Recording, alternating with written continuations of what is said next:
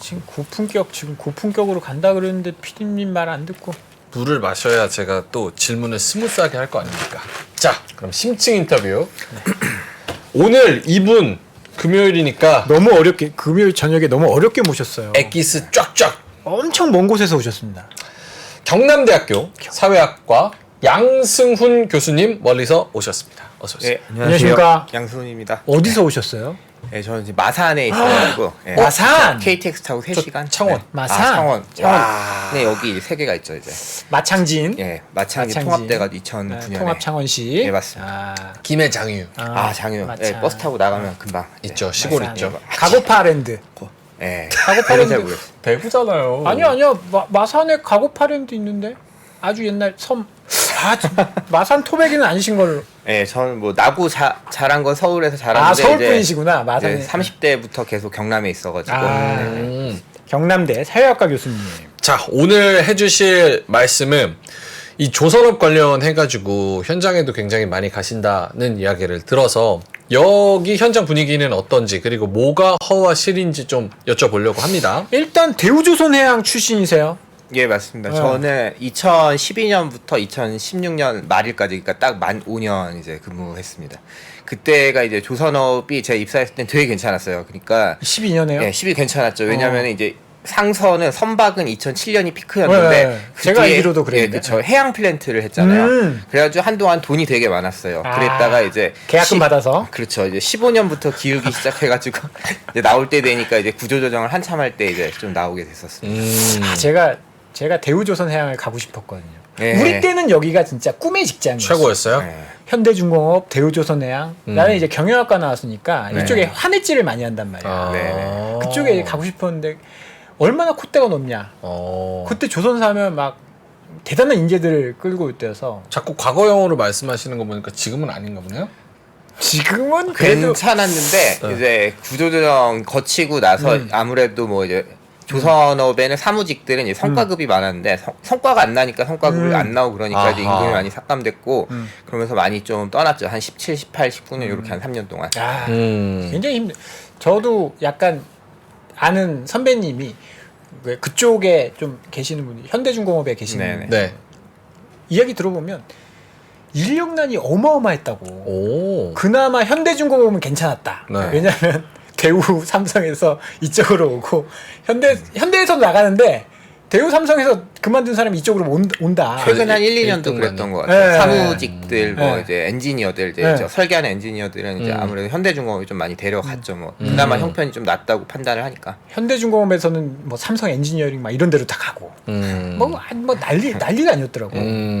인사 쪽에 좀 계셨다라고 하는데 처음에 인사에 네. 좀 있었고 나중에는 이제 PI라고 우리 프로세스 혁신하는 그런 데 있어가지고 공정들 좀 두루두루 좀 문제가 발생했을 때 제가 직접 엔지니어가 아니니까 그걸 하진 않는데 이제 당사자들을 모아가지고 뭐 설계 뭐 아니면 뭐 조달 뭐 이런 부문들을 모아가지고 문제를 해결하는 좀 그런 과정들을 좀 운영하는 데 있었어요. 약간 프로젝트해서 막 네네네. 해결하는 그런 그러니까 쪽. 뭐가 안 되면 제일 궁금한 게 네. 최근에 이제 조선 업종의 주가가 굉장히 좋잖아요. 네네네. 실제로 주식 투자 하세요? 안 하시? 제가 아까 그래가지고 가만히 생각을 해보다 제가 옛날 회사에서 주식을 받았어요. 대우조선해양. 우리 사주 받아가지고 그게 얼마가 됐나를 좀 봤더니 방금. 예, 제가 오늘 아까 이게 종가에 딱 보고 왔거든요. 마이너스 55%. 아직도 잠깐만 지금 대우조선 거 하나오션 갖고 계실 거 아니에요? 예, 하나오션을 갖고 있는데 그게 아마 15년쯤에 받았으니까 피크에서 받았을 것 같고 피크 대비 그러니까 한 지금도 55% 정도 까진 상태고 뭐 거기서 이제 조금씩 이제 올라가고 있겠죠 뭐 이제. 예. 뭐예요? 장기 투자하면 된다며요. 주식은 무조건 그러니까 우상향이라며. 제일 많이 떨어졌을 때는 한 20%까지 떨어졌다가 지금 거기서는 그래도 2배 정도 오른 거죠. 2배 이상 오른 상태가 된 것 같은데. 오케이. 그럼 마이너스 55%의 주식을 가진 주주로서 네.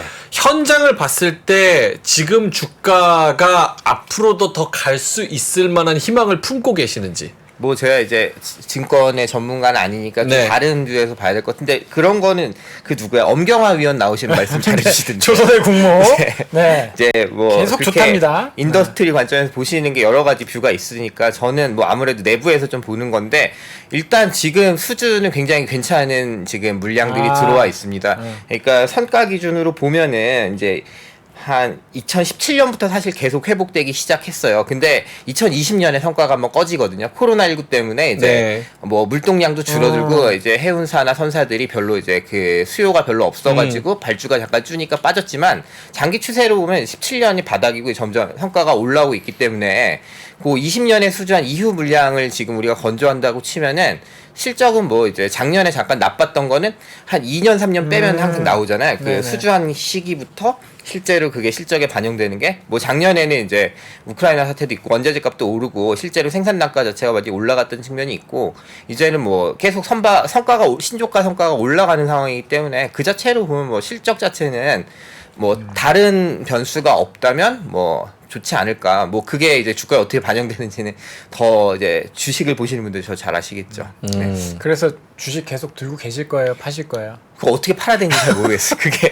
어디 옛날에 이제 팔아드려요? 회사에서 같이 이제 그거 해가지고 그게 잡히긴 하는데 MTS 키면 안 나오더라고요. 아 그래요? 네. 어디 있긴 한데 있긴 있는 걸 확인을 했어요. 아, 회사가 좀 손을 써놨네. 이렇게 될 것 그거 어떻게 같아가지고. 팔지? 그러면은,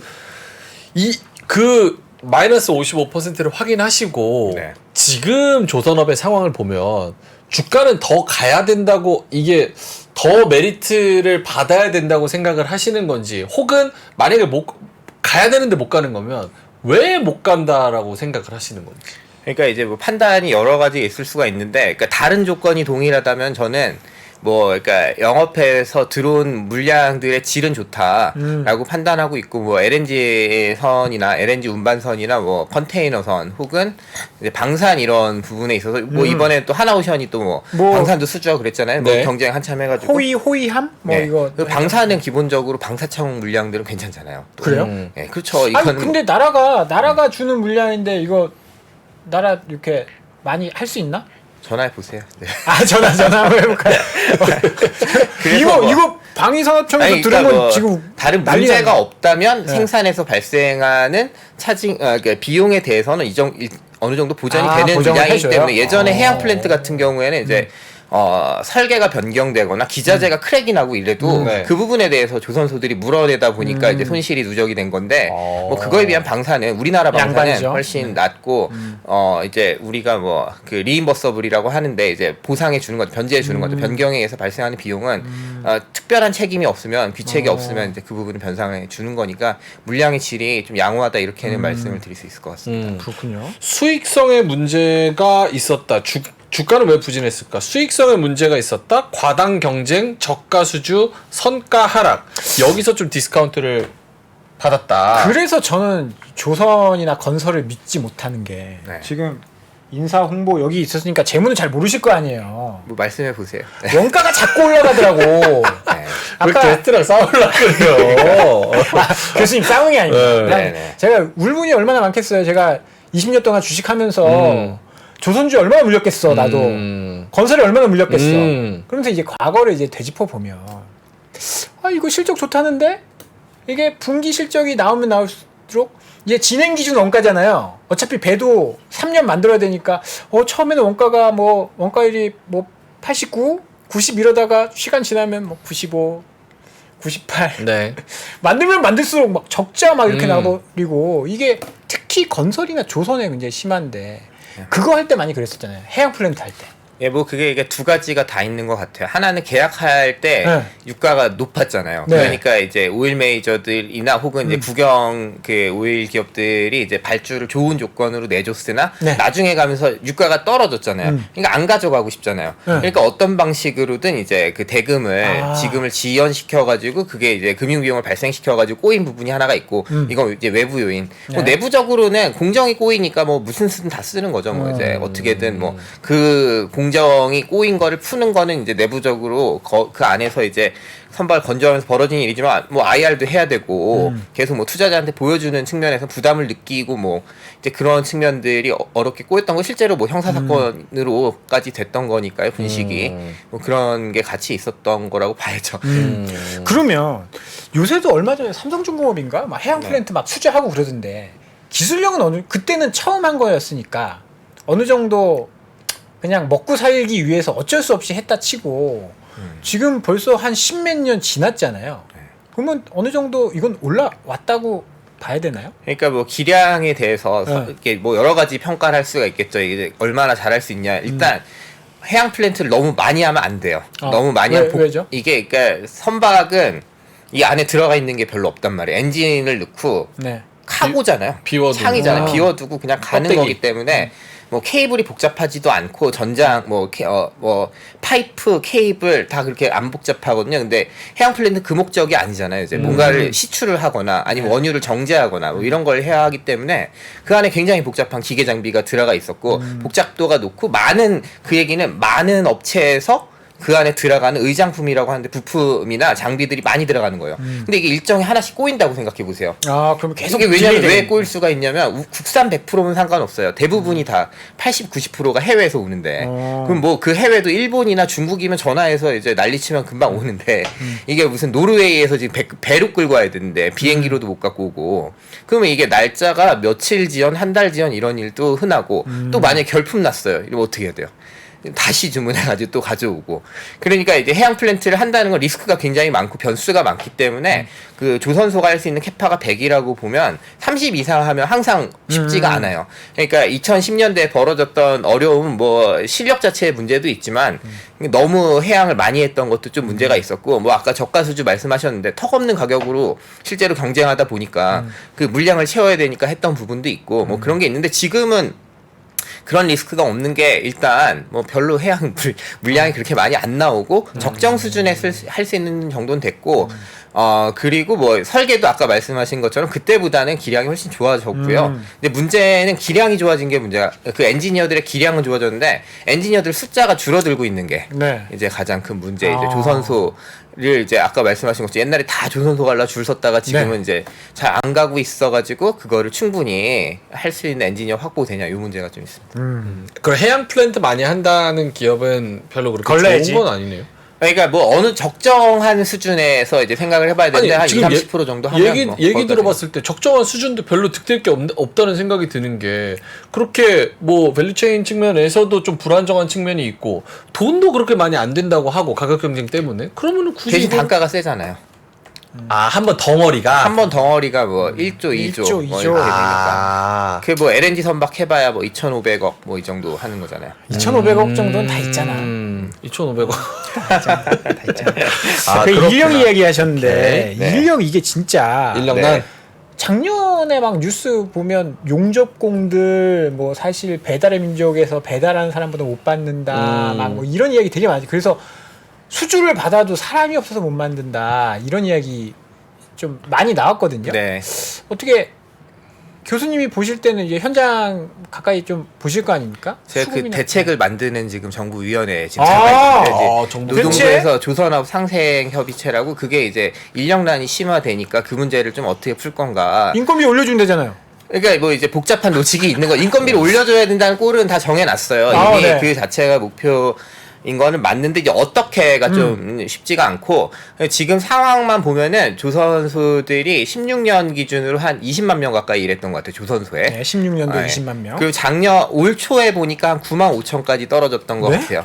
9만 5천. 10만 5천이 사라졌어요. 네, 10만 5천이 반토막 반토막이 난 더 거죠. 났네. 반토막 더 났던 거고. 그럼 어디로 갔냐? 그러니까 그분들 어디로 이제 가죠? 어디로 갔냐에 대해서 출연연 중에 노동연구원이 있는데 거기서 조사를 예전에 했거든요. 네. 젊은 사람들은 다 평택으로 가고 평택에 뭐가 있죠? 평택에 이제 육상 플랜트 그 작업들이 많아요. 반도체 공장을 짓는다. 그러면 거기 다 죄 용접이거든요. 이제 네. 용접사들이 그리로 많이 빠져나가고 처음에는 가고 싶어서 간 건 아니고 이제 조선소에 있는 하청업체들이 도산을 하니까 이제 많이 갔던 부분이 있고 그 뒤에 이제 글로 갔는데 페이가 괜찮은 거예요. 그렇죠. 페이가 괜찮고 살기도 용접사들이 낫지 평택이 거제도보다. 그러니까 이제 나이 드신 분들 중에 경남에 이제 뿌리를 내리신 분들은 굳이 안 가고 그냥 실업급여 받고 딴 일 좀 하시고 그랬지만 젊은 친구들은 사실 용접 좀 하고 그러면 굳이 뭐 자기가 뭐 경남에 남아야 될 이유가 없다면 가는 거죠.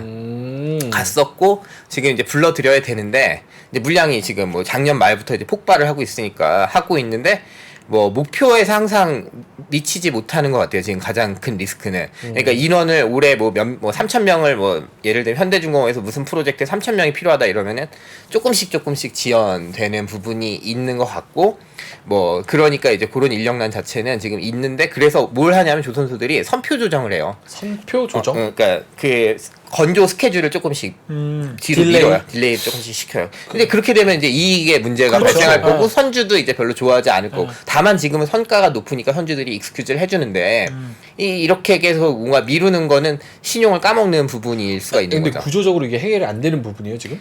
이제 그 얘기가 이제 그게 메인입니다. 좀 이제 복잡한 오케이. 얘기인 거죠. 이게 지금 그런 이전 상황인 거고, 네. 이제 미래지향적으로 봤을 때는 음. 현재 상황이랑 미래지향적으로는 그러니까 요즘에 조선소들 찾아가면은 무슨 얘기 하냐면, 더 이상은 이제 청년들은 안 올 것 같다. 이렇게 얘기를 합니다. 외국인. 뭐 그러니까 이제 그 얘기는 다음 얘기죠. 다음 얘기. 그 조선소에서 안 쓰던 말인데 요즘에 많이 쓰는 말이 있어요. 내국인이 필요하다. 혹은 내국인이 오지 않는다. 내국인은 뭐죠? 그러니까 이제 대한민국. 외국인 사람을 쓰는 걸 자꾸 디폴트로 생각하게 되는 거예요. 한국 사람들이 항상 일했던 사람들이 아까 만약에 20만 명이 있으면 그 중에 18만 명, 19만 명 한국 사람이었을 텐데, 네. 지금 이제 외국인을 자꾸 늘려가는 정책을 정부가 어쩔 수 없이 해주기도 하고, 업계가 원하니까 더 해주기도 하면서 지금 내국인이란 말을 쓰게 된 게, 이게 굉장히 사태를 좀 보여주는 현상인 것 같아요. 내국인이 오지 않는다. 그러니까 우리 외국인을 뽑아야 된다. 이런 방식으로 얘기는 한단 말이죠. 그럼 그게 해결이 되는 부분입니까? 지금 그런 식으로? 이제 그 해결을 어떻게 할지에 대해서 우리가 이제 복잡한 걸 좀 생각해야 되는데, 아까 플랜트, 육상 플랜트 평택에 갔을 때 거기가 한 20만 원 하루에 일당으로 거긴 많이 하거든요. 네, 일당 지금 20만 20에서 한 고기량자만 25만 원 줬던 것 같아요. 하루에. 그리고 이제 그런 일을 우리가 조선소에서 물량팀이라고 불렀는데, 그쪽에서는 우리 그냥 야리끼리라고 하거든요. 그러니까 야리끼리. 물량떼기를 하는 거예요. 예, 그날 오늘 너 여기서 10m를 만약에 해. 그러면 하면? 25만 원 줄게. 그러면 아. 오전에 다 끝내면 그냥 가도 된다. 와 좋다. 나 이런 게 좋아. 그렇게 네. 하면요. 그렇게 하면 25만 원 받고 끝. 이제 그리고 뭐 딴 데 또 돌아다니면서 다른 공장 뭐 없나 찾아가지고 오후 뛸 수도 있고. 그리고 그런 용접 공분들은 밴드나 카카오톡이나 뭐 이런 걸로 다 연결이 돼 있어요. 단톡방이 있구나. 단톡방이 있고, 야 밴드로. 이번에 김프로 뭐 2% 뭐 와가지고 작업 이게 김프로 괜찮아. 안 됩니다. 아니 뭐 다 프로들이잖아. 그 두 분 말고 하여튼. 그래가지고 그렇게 해서 와갖고 하고 요런 체제로 돼 있단 말이에요. 그러니까 네. 다 일당제잖아요. 근데 조선소에 좀 안정적으로 일할 사람이 많이 필요하단 말이에요. 네. 왜냐면 월급제로? 조선 산업이 지금까지 그 생산 관점에서 잘했던 이유는 시리즈 효과 때문이에요. 시리즈 효과가 뭐냐면, 아까 해양 플랜트는 한 기 2조 끝. 그러면 이제 세상에 요거 하나 만드는 거예요. 근데 배는 한 번에 10척. LNG 뭐 카타르 LNG가 10척을 발주했어요. 그럼 10척을 만들면 이 연속적으로 똑같은 배를 10척을 짓는 거예요. 연속 건조. 그러면 네. 첫 번째 배는 마이너스 50% 막 마이너스 30% 나요. 근데 이제 그러면 학습이 되잖아요. 그렇죠. 이제. 그럼 여기 설계는 뭐가 문제가 있었고, 용접은 이렇게 하지 말자. 뭐 여기는 자재를 좀 바꾸자. 뭐 이런 결정들을 할 거 아닙니까? 그럼 뒤로 갈수록 수익률이 높아져요. 그리고 나중에 농담으로는 버린 자재 갖다 우리 만든다. 돈이 더 들 게 없다. 그러니까 근데 그 효과를 하려면 전제는 작업하던 사람들이 그대로 있어야 돼요. 맞네. 그렇네요. 그렇네. 시리즈 효과. 네, 시리즈 효과를 누리려면 아까 연속 건조 효과 뭐 어저께인가 지난주인가 엄경원 그 얘기 하시는데, 시리즈 효과를 누리려면 사람들이 그 자리에 그대로 있어야 돼요. 그럼요. 설계를 하던 사람도 그대로, 생산하는 사람도 그대로. 근데 이 사람들이 어디 10,000원 더 준다면 가고, 20,000원 더 준다고 하면 가고. 이렇게 되면 이제 이게 안정성이 있냐 이거죠. 오늘은 삼성, 내일은 현대. 조선이 조금 더 프리미엄을 줘서 그 시리즈 효과를 누릴 수 있도록 조금 더 프리미엄을 주면 되잖아요. 아니 그러니까 일당 단위로 프리미엄을 주면 경쟁이 붙으면 계속 울산 올라가. 갔다 거제 갔다, 거제 갔다가 울산 갔다. 이렇게 되면 10,000원, 20,000원에 움직이는 분들이 근데 그 벌크로 계약하면 안 돼요? 이분들한테. 그게 이제 그러면 그게 그거잖아요. 정규직 계약을 하는 거잖아요. 그게 이게 물론 이제 원청의 정규직이 아니더라도 그 산에 이제 가공하는 하청업체 정규직으로 가야 되는데, 자기들 보기에는 거기가 그렇게 페이가 좋다고 생각을 안 하는 거예요. 네. 여러 가지 좀 구조적인 문제들이 있네요. 환경적인. 네. 그러니까 이게 자꾸 그게 깨지면, 지금 뭐 물량 편하고 좋은데 점점 이제 한꺼번에 많이 쳐내야 되고 이러면은 조금씩 뭐 인건비 이런 게 꼬이면 또 떠나고 이러면 더 공정이 꼬이고, 그럼 수익이 어떻게 될지 모르는 거죠. 그러면은 이전에는 어떻게 시리즈 효과를 누릴 수 있었던 거예요? 평택 플랜트 공장 자체들이 별로 없었어서 다른 대체 일자리가 없었어서 시리즈 효과를 누릴 수 있을 만큼 그분들이 거기서 계속 일했다는 거예요? 일단 뭐 시점이 좀 지나긴 했으니까 나이를 드셨으니까 그때는 좀 젊었고 그때 조선소에 조금 많이 계셨던 거일 네. 수도 있고 뭐 그리고 지금처럼 이렇게 일당을 많이 활용한 거는 10년이 채 된 일이 아니에요. 그러니까 해양 플랜트 때 이게 관행화가 된 거예요. 일당으로 일하고 물량팀으로 일하는 거는 이때 이제 좀 정착이 된 거예요. 약간 조선소들도 정규직 쓰기 약간 부담스러우니까 그런 거를 많이 선호했을 수도 있고 그러다 보니까 그 사람들이 거기에 적응이 돼서 뭐 여기 뛰었다가 저기 사실 노동자들도 어디 하나에 정착해서 계속 하면 참 좋을 텐데 업황이 그렇게 좀 안 됐었기 네, 그러니까 때문에 업황이 그런 안 거네? 됐을 때 네. 임금을 많이 까였기 때문에 그러니까, 이제 그거를 이제 그 뭐지 하청업체들도 조금씩 늘려주고는 있는데 그 속도를 못 맞추는 거죠. 그리고 이제 우리가 플로어도 올라왔거든요. 최저임금 올라왔잖아요. 그럼 네네. 최저임금하고 사내하청업체가 줄 수 있는 피크하고 별 차이가 안 나니까 아 그러니까 그런 얘기도 되게 많더라고. 최저임 그냥 거기서 용접공은 기술자잖아. 기술자로 일하는 것보다 배민 이거 콜 받아서 배달하는 게 돈 더 많이 번다. 그런 이야기가 뭐 뉴스에 좀 심심치 않게 나오더라고요. 그러니까 어떻게 되냐면 처음에 들어가서 52시간 지금 여기가 예외 업종 지정된 데들이에요 대부분. 그러니까 더 할 수 있어. 52시간이 할 수 있고 그럼 잔업특권 풀로 뛰면 처음에 들어가서 300만 원 정도 받는 것 같아요. 근데 이제 잔업특근 풀로 뛰어서 근데 이제 점점 올라가면은 제일 많이 받는 사람이 업체 사장 빼면은 소장인데 소장들이 한 6, 700만 원 정도 받는 것 같아요. 월에. 근데 이 사람 한 명이요. 그 업체에 100명 있는데 한 명이요. 그럼 밑에는 이제 굉장히 높은 뭐 직장 반장이라고 하는데 이 사람들이 이제 뭐 4, 500만 원 선 이러니 100만 원밖에 이게 없는 거예요. 자기가 이렇게 차근차근 올라갈 수 있는 단계가 별로 없고 그러니까 처음에 많아 보이는데 이게 나이 좀 드신 분들한테 특히 한 40대 되면 이게 많은 돈이 절대 아니기 때문에 그러니까 그렇게 할 거면 그냥 일당벌이 하고 몰래 딴 데 가서 또 할 수 있으면 하면 좋고 그러니까 벌 수 있을 때 그냥 일당으로 많이 땡기자 이런 게 지금 잘 안 없어지는 거죠. 구조적으로 그 수요를 좀 해결해 줄 수 있는 그런 프리미엄을 조선 쪽 업에서는 줄 수는 없습니까? 뭐 어떤 일단 그러니까 방법이죠? 이제 인건비를 올리는 게 있고 그 다음에 근데 이게 그 골치가 아픈 게 뭐냐면 원래가 우리가 연공급이잖아요. 우리나라의 대부분의 이제 회사들은 이제 연차가 쌓이면 진급을 하고 또 연차가 쌓이면 또 진급을 하고 그렇죠. 이렇게 가야 되는 건데 그 단계가 별로 없고 그 다음에 이제 또 하나는 이런 데는 고기량자가 필요하단 말이에요. 잘하는 사람. 그러니까 숙련된 숙련에 대해서 줘야 되는데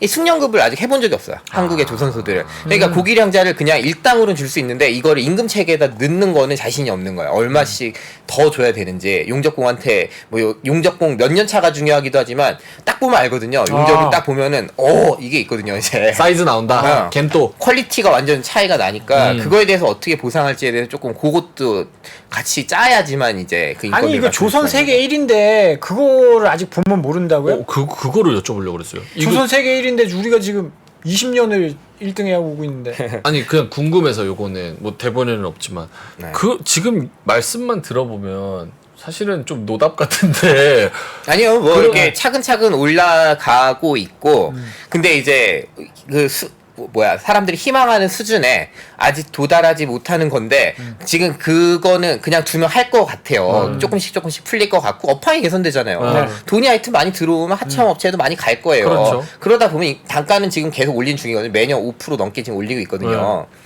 근데 이제 문제는 업계가 지금 그거 갖고는 허덕거릴 것 같으니 계속 외국인 티오를 늘려달라는 거예요. 그러니까 원래 작년까지는 20%였어요. 조선소에서 쓸 수 있는 인력 중에 외국인은 20%였어요. 그 법으로 정해져 있습니까? 네, 법으로 정해져 있어요. 근데 올해 30% 늘려줬어요. 지금 업계는 다 우성해요. 이제 아예 풀어달라. 우리가 100%를 쓰든 어쩌든 다 쓰게 해달라. 그거는 왜 지금 법적으로 묶어둔 거예요? 자국민의 그런 일자리를 네, 뭐 당연히 보호하기 그런 위해서. 부분도 있죠. 네.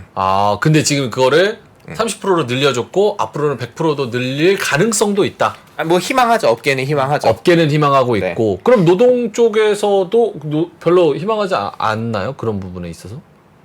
아니 왔으면 좋겠죠. 우리 조금 더 좋은 대우로 자기 전수를 시켜야 될 거 아니에요. 기술을. 노동계 후배한테. 쪽에서도 환영해요?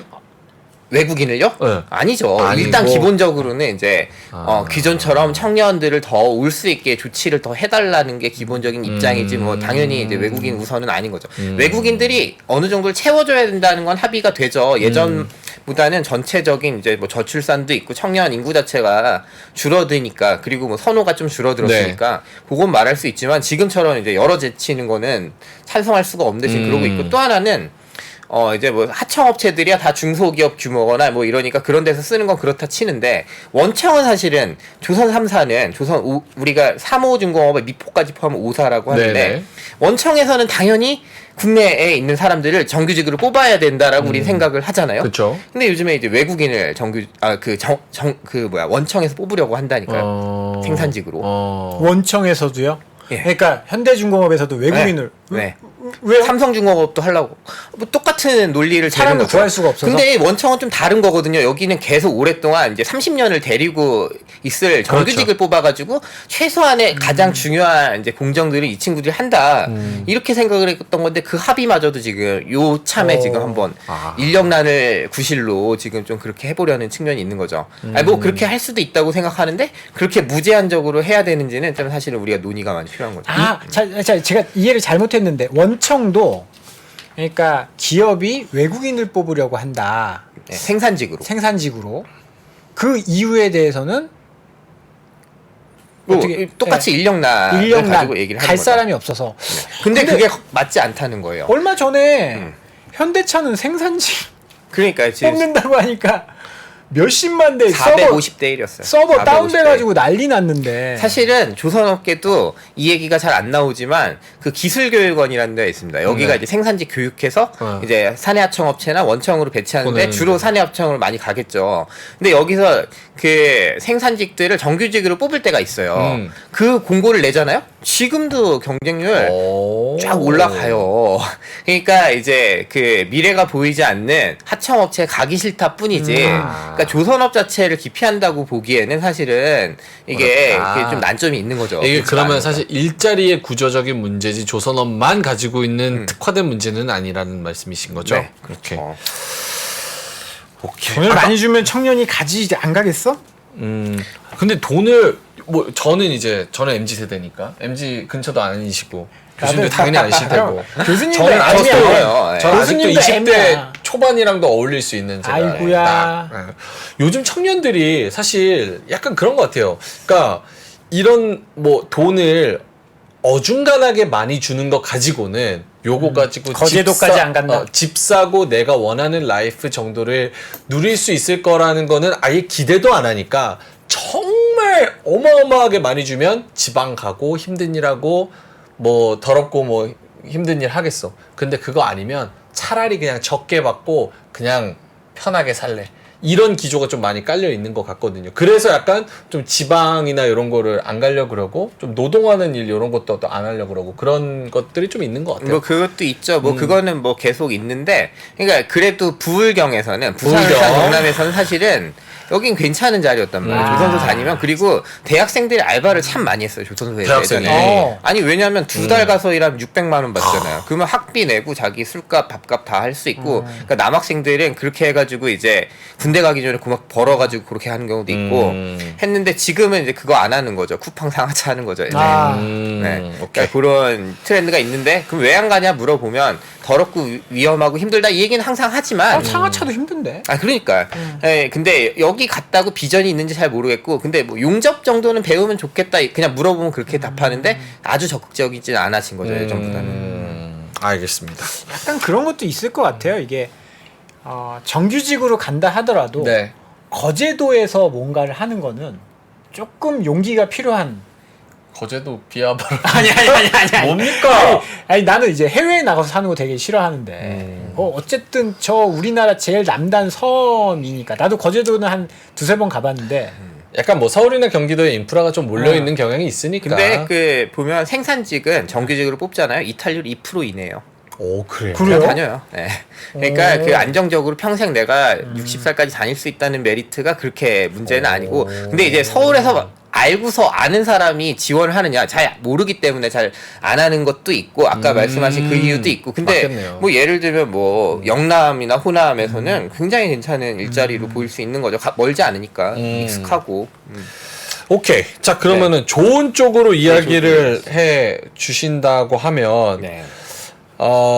잘 해결해 나가면 좋은 해법이 될 수도 있다. 그리고 뭐 글로벌 저탄소 기조, 한국 조선업계의 기회 요소. 좀 긍정적인 이야기들 쪽으로 해주신다면요.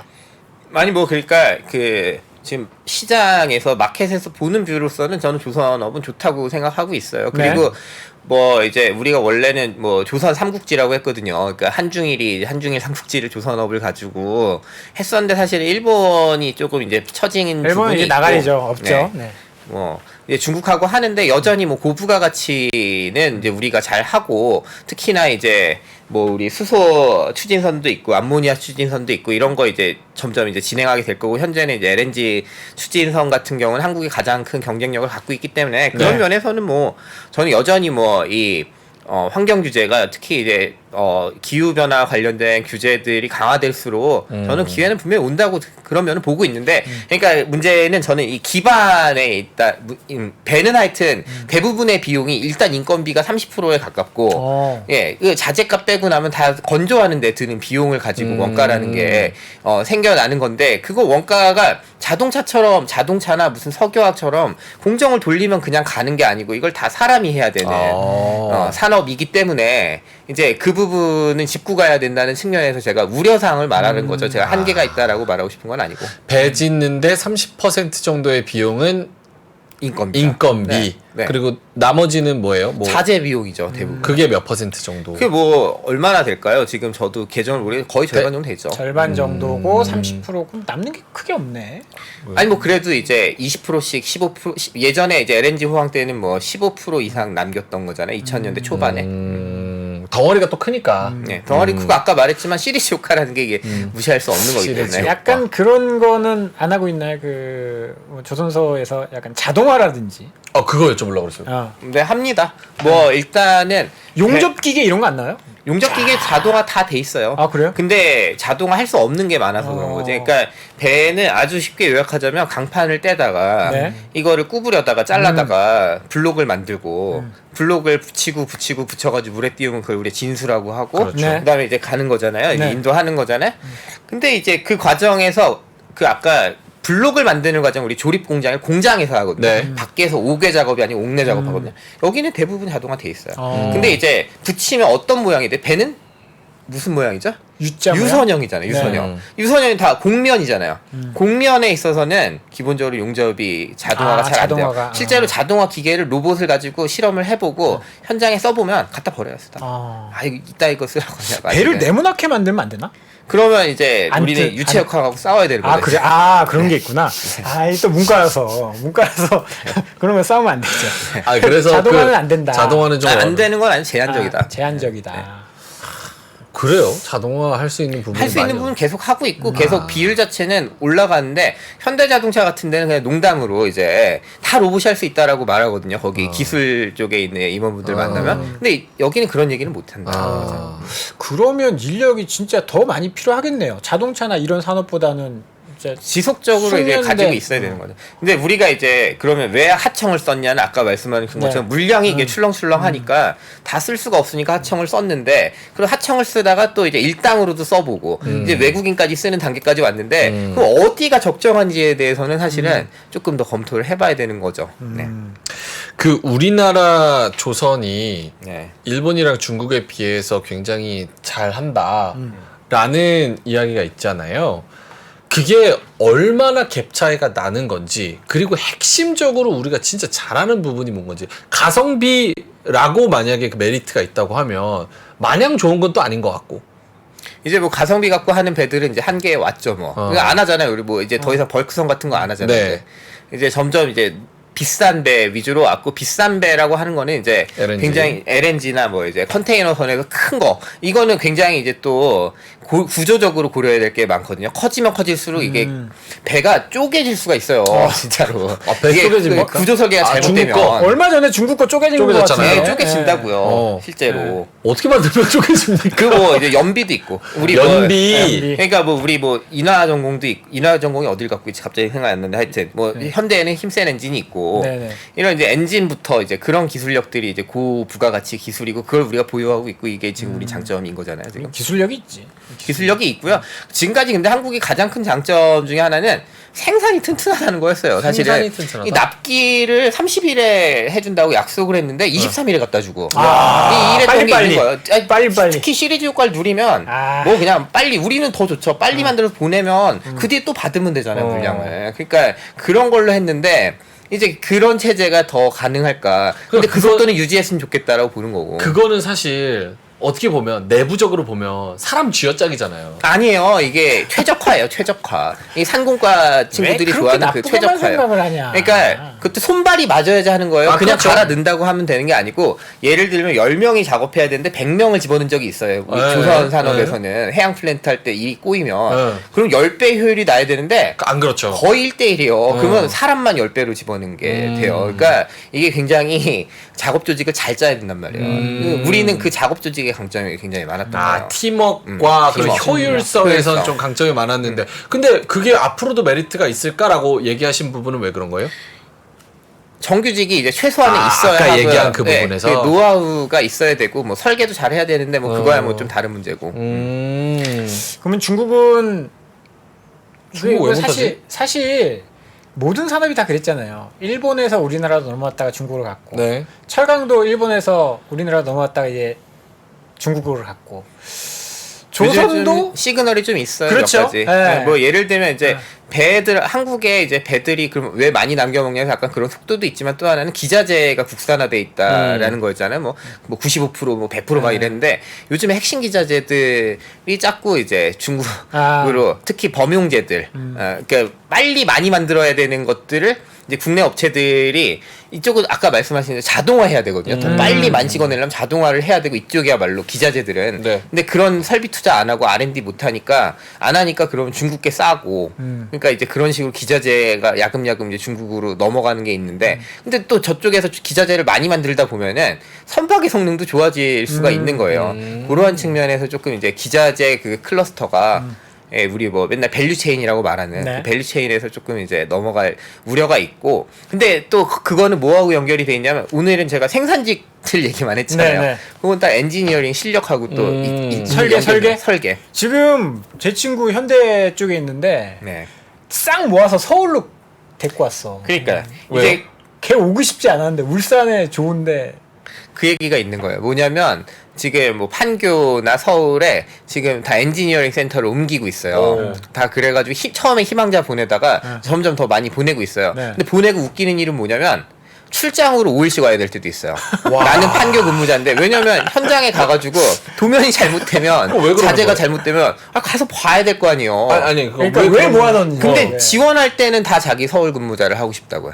그 회사에 지원하는 신입사원들은 아니 걔는 거기서 지금 15년째 아니, 일하다가 그러니까 그 이제 옮기다 보니까 다 그 부분이 혼자서 일할 수가 없으니까 당연히 가는 거고요. 그래서 이제 조선이 가장 이제 선행 단계가 기본 설계, 그다음에 상세 설계, 생산 설계인데 원래 생산 설계 현장에 그냥 둘라 그랬는데 이것도 점점 이제 서울로 올리는 추세가 되니 결국에 출장비 많이 들고 그 얘기 달리 말하면은 이 소통의 속도가 굉장히 느려지고 그리고 이 설계에 대해서 얼마나 이제 고객이 신뢰할 수 있는가에 대해서도 이제 꼭 질문할 날이 좀 올게 된 거 될 수도 있어요. 그리고 도면을 만들면 작업자들이 그걸 보고하는 것도 있지만 또 하나는 도면을 만드는 사람이 자재 리스트를 내요. 이거 써 저거 써 A, B, C 사를 쓰세요. 네. 근데 설계를 믿지 않으면 한국의 조선소가 말하는 도면에 나오는 자재 리스트를 고객이 안 쓰게 되는 거예요. 그러면 다른 나라 거 쓰라고 할 수도 있는 거예요. 그런 설계 실력에 대해서 신뢰가 없으면 아. 그런 문제가 있어요. 그래서 이제 어차피 뭐 저도 그렇고 뭐 서울에서 근무하고 싶은 사람 많은데 네. 그러면 이 긴밀한 소통을 어떻게 하지? 그래가지고 뭐 조선소에서 메타버스 하려고 해요. 줌으로 해야지 줌으로. 그러니까 줌으로 하는데 줌 안 돼. 3D가 안 되잖아. 3D가. AR로 해야죠, 안 돼. AR. 그러니까 이제 그거를 이제 AR로 메타버스에 구현하려고 하는데 아유, 잘 되겠다, 그것도 씨. 이제 생각보다 만만한 일이 아닌 거죠. 지금 아직은 좀 그렇지만 어쨌든 좀 많이 상용화되고 보급화되면은 왜 순간 이동하지? 그렇게 비꼬지 마. 아니 실제로 이게 급하고 소통이 어려울 때는 앞에 있는 카메라로 보면서 같이 현장에 있는 것처럼 소통하는 게 엄청 이런 거 지금 다 하고 있어요. 네, 보여주면서 엄청 해요. 중요한 일이니까. 급하면. 네. 못하면 하는데 그런 문제가 있고 그래서 현실적으로는 이제 뭐 그래도 부산 뭐 해운대나 이런 데 살면서 거제나 울산 주위 동부로 출근하라면 또 뭐 하니 그런데 조금 이제 근무할 수 있게 살 수 있게 하면 조금 낮이나 뭐 이런 거는 다른 종류의 또 고민이 있는 겁니다. 아 그래서 중국이 어느 정도 되면 쫓아올 것 같으세요? 못 쫓아- 교수님 글쎄요, 뭐 그거는 못 쫓아와요? 절대. 뭐 서로 같이 가고 있는데 넘어질 때도 있고 또 가게 될 때도 있기 때문에 어떤 모멘텀이 생겨버리면 네. 역전될 수도 있겠지만 지금 상은 좀 그런 건 아니죠. 아 중국이 쫓아올 리는 없다. 절대 못. 아, 아니 쫓아오고 있지만 쉽게 따라잡기는 어렵다. 어렵다. 그 얘기 중국이- 그 얘기 들으려고 질문한 거예요. 중국이 어마어마한 돈 못 쫓아와. 쏟아부어도 안 돼, 안 돼, 손흥민 나옵니까? 안 BTS 나오지. 나옵니까? 안 나오지. 삼성 나옵니까? 안 나와요. 화웨이 나왔네. 교수님은 그러면 오늘 다시 내려가세요? 네, 뭐 오늘은 뭐 당장 내려가기 좀 어렵고. 아, 사모님한테 얘기하셨어요. 자고 들어간다고. 아니 뭐 예민한 이제- 질문을 하지 말아요. 홍대로 가세요. 강남으로 가세요. 저 북쪽으로 갑니다. 아 북쪽으로.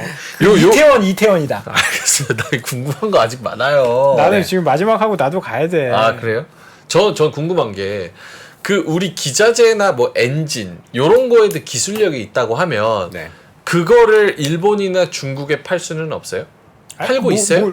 수출할 수 있죠, 당연히. 아 로열티 하고 받고? 로열티 받고? 기술을 파는 게 아니라 지금 제품을 파는 거죠. 제품을 팔고 있어요? 팔 수 있고 팔죠. 안 사서 뭐 안 사면 몰라. 근데 팔고 있지. 왜 그러니까 많이 팔고 있어요? 아니죠. 왜냐면 뭐 그렇지 않죠. 우리나라 물량 되게 바쁘죠. 대부분 거의 전속에 가까우니까. 물량 때문에 공급이 쇼티지여서 네. 그래서 지금 막 한국 카본 막 이런데 막 불나고 그러니까 거의 이제 배 못 만드는 상황이 돼요. 원래 거기 딱 맞춰서 이게 아니, 지금 뭐 별로 딴 데를 고려할 필요는 없잖아요. 지금 굳이. 그러니까 자동차 같은 이슈가 다르죠. 자동차 부품 회사들은 아우디 팔고 벤츠 팔고 네. 이렇게 하면 폭스바겐 되는데. 팔면 되는데 배는 뭐 지금 잘못 보일 수가 없죠. 회사가 몇 개나 된다고.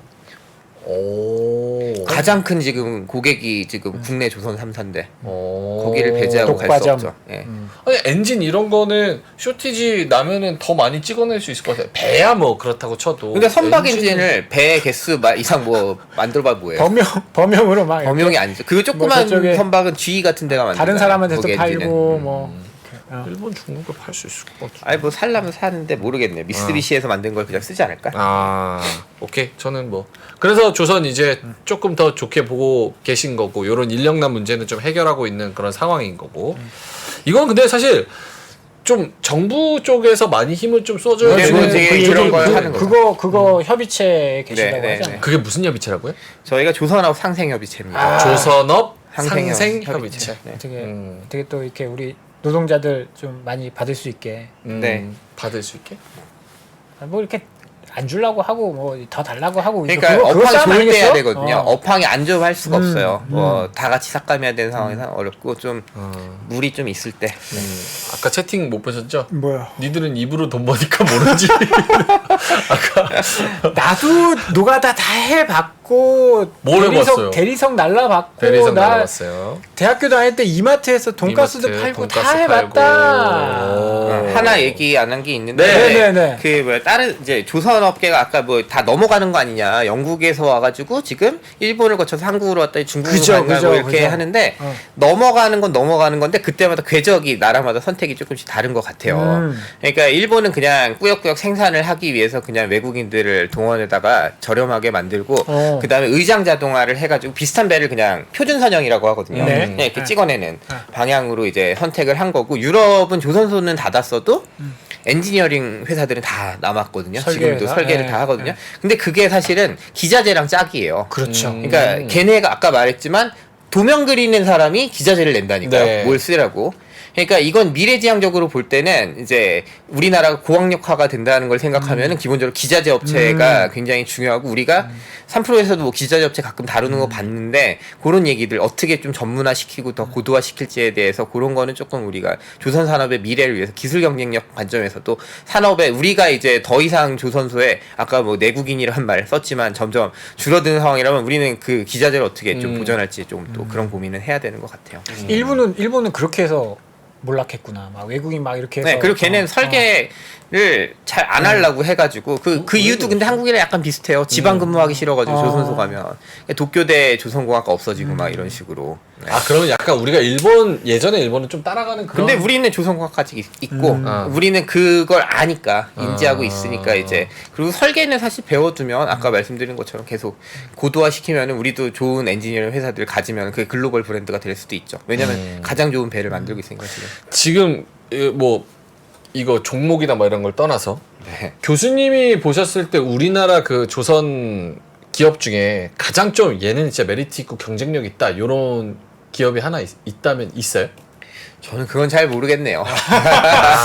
제가 이렇게 뭐- 긁어보려 그랬는데 그건 나중에 그러니까 네. 설계 고민 좀 쪽으로 설계 쪽으로 가야 되는 이거 참 우리 지금 화물창 이런 거 로열티 유럽에 그냥 다 뺏기고 GTT 프랑스 네. GTT사에다 주고 있죠. 그러니까 그것도 설계 문제가 있는데, 네. 그러니까 그것도 마찬가지로 고객들이 우리가 만들었잖아요, 솔리더스라고. 네, 대우에서 만들었죠. 그렇죠. 하나 네. 오션이 돼서 이제 갖고 있는데 주문주가 설계를 못 믿으니까 그걸 안 낸다고. 아, 이렇게 신뢰가 없어서 되겠어? 그러니까 그걸 푸시하려면 이제 우리 엔지니어링에 대해서 확실히 보증을 해주고 우리가 그 저 품질을 기자재 품질을 보증해 줄 때만 쓸 수 있다고요. 처음에 좀 할인가로 해서 주면 안 돼요? 그렇게 하는 방법도 있고 네. 우리가 LNG 처음 진출할 때 어떻게 했냐면 가스공사가 그냥 발주를 내면서 우리 거 다 쓰는 걸로 그럼 그런 좋은데? 방식으로 하면은 네. 몇 척은 이제 요즘에는 뭐 옛날처럼 WTO 무서워하지 않잖아요. 그냥 네. 뭐 이제 산업 정책 하는 시대니까 조금 해볼 수도 있죠. 아이, 가스공사 이런 거 하라고요. 이런 거.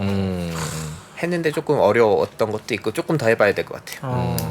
사실 솔리더스가 한 5년 전인가 막 난리가 났었는데 막 그렇죠. 모든 패러다임을 바꿀 것처럼 했는데 지금 많이 써야 돼요. 많이 돌아다녀야 돼요. 일단 많이 돌아다녀야 이게 약간 독점적 지위를 얻게 되는 거라서. 근데 많은 분들이 궁금해는 하시네요. 어흥야옹님께서 조선업계에 테슬라는 없나요? 뭐 이런. 자율주행.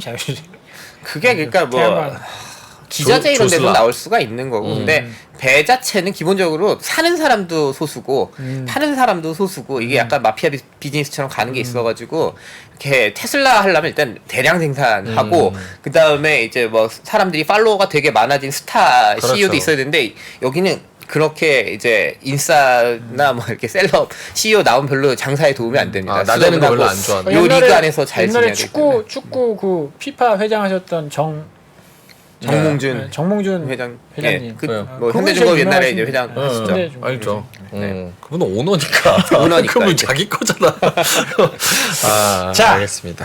우리 교수님이 책을 쓰셨어요. 예, 책. 중공업 가족의 유토피아. 갖고 나왔습니다 여기. 와. 좋아요. 예. 중공업 가족의 나온 지는 좀 됐습니다. 이거. 어떤 내용이에요? 이 책을 뭐 이제 조선업이 어떻게 전성기에 왔는지에 네. 대해서 좀 지역에서 이제 실제로 어떤 작업장들이 만들어졌는지 네. 이 사람들이 뭘 했길래 배가 잘 되게 되는지 아까 제가 시리즈 효과 같은 거 하고 네네. 작업 조직하고 어떻게 연결되는지 그리고 이제 거제 사람들이 얼마나 잘 먹고 잘 살았었는지 조선업을 누렸던 그 도시들이 옛날에 뭐 이제 울산 이런 데서 현대중공업 잠바만 입어도 모든 가게에서 외상이 됐다. 예, 소개팅에 나가도 작업복 입고 가야 돼요. 이게 신분증이에요. 제가 또 울산에 있었잖아요. 네. 공업탑 쪽에. 공업단 쪽에 예. 그러니까 그런 거하고 이제 해양 플랜트 때 위기가 왔는데 네. 그 위기가 왔던 게 이제 어디서 연원했냐 좀 이런 것도 좀 분석하고 그런 책입니다. 그래서 앞으로 조선소 뭐 거기 시황에 대한 얘기는 없지만 산업이 계속 갈 수 있을지 뭐 이런 이야기들을 좀 했습니다. 알겠습니다. 중공업 가족의 유토피아 산업도시 거제 빛과 그림자. 오케이. 근데 중공업이랑 안 어울리게 되게 표지가 예뻐요. 예. 또 알겠습니다. 저거 칙칙하기까지 하면 누가 하겠습니까? 아. 이 조선소 얘기를. 네. 책 너무 예쁩니다. 제가 2006년도 7년도에 이건 사담이죠. 시간이 있나? 제 대학 동기가 거제도로 이제 중학교 선생님인데 발령이 나가지고 네. 거기 갔는데 아파트가 산 위에 있더라고. 음. 그래서 전세 얼마냐 그랬더니 그때 2006년도인가? 전세가 600만 원, 700만 원? 아파트. 전세가 600, 700. 근데 2014년 이럴 때는 거제가 거의 수도권 가격에 맞먹는 아파트들이 있었어요. 아, 근데 그때? 이제 미분양이 이제 거제도가 전국 신기록을 세웠었죠. 시군구단이 이제 조선소가 어려워지면서. 그때 거제도 좋았는데. 자, 알겠습니다. 오늘 뭐 어떻게 교수님 하시고 싶은 말씀 다 하셨나요? 예, 뭐. 네. 됐죠? 알겠습니다. 아우 진짜 먼 데서 와주셔서 너무 감사드리고요. 감사합니다. 잘 주말 잘 쉬시고 조심히 잘 내려가셨으면 좋겠습니다. 다음에 또 조선 관련 이슈가 있으면 저희가 굉장히 바쁘시지만 다시 한번 또 모셨으면 좋겠습니다. 자, 그러면 경남대학교 사회학과 양승훈 교수님과는 여기서 인사드리도록 하겠습니다. 고맙습니다. 감사합니다. 아시아 외환위기 이후에 글로벌 경기가 안 좋아질 것 같으니까 미국이 금리 인상을 천천히 하게 되거든요. 근데 이때 IT 관련 산업이 굉장히 빠르게 성장을 하는데 금리 인상이 생각보다 늦다 보니까 이게 무엇을 만들게 되냐면 닷컴 버블을 만들게 됩니다. 외환위기부터 닷컴 버블, 금융위기, 인플레이션의 부활까지 대한민국 최고의 거시경제 전문가 오건영의 경제 이야기를 서점에서 만나보십시오.